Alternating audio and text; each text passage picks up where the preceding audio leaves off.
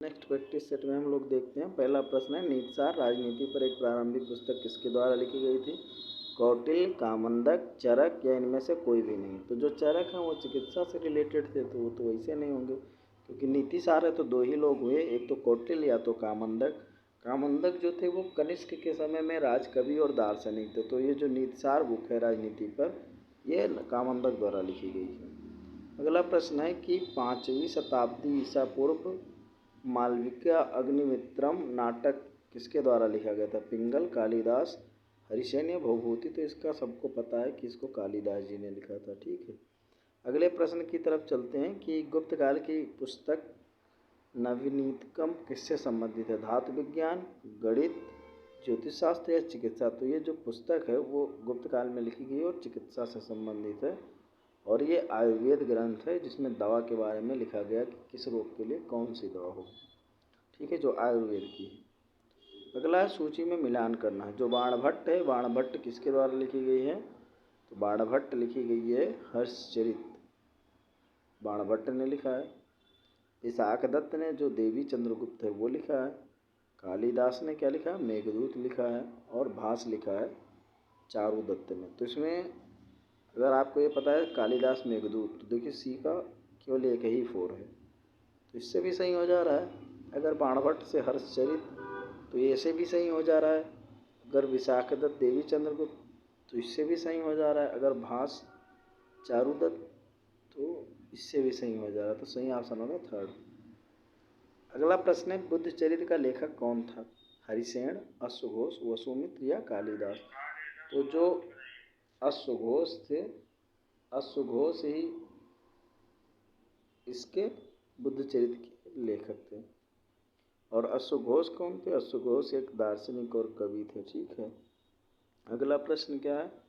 ने पुराणों और महाभारत का संकलन किया? व्यास, बाणभट्ट, तुलसीदास या कालिदास। तो ऐसा माना जाता है कि कृष्णद्वैपायन व्यास, जिन्हें वेद व्यास या व्यास जी कहते हैं, उन्होंने ही पुराण या जो भगवत गीता है, महाभगवत गीता जो करके किताब आती है महाभारत का, और उसका जो संकलन हो व्यास जी ने किया था। ठीक है, सही ऑप्शन हो जाएगा व्यास।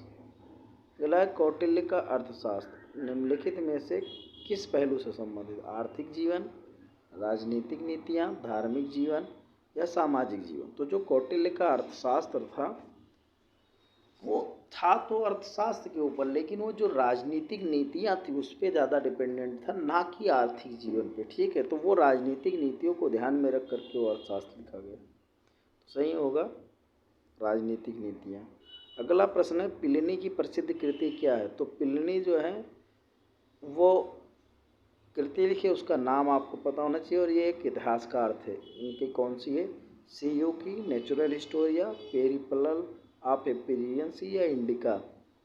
तो जो इसका सही ऑप्शन होगा नेचुरल हिस्टोरिका। नेचुरल हिस्टोरिका जो है ये इनकी कृति है, और इंडिका आपको पता ही है, कमेंट करके बताइए कि क्या है।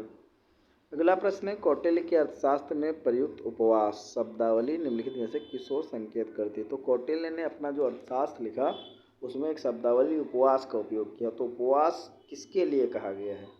धनी कृषक, भूस्वामी, काश्तकार या साहूकार।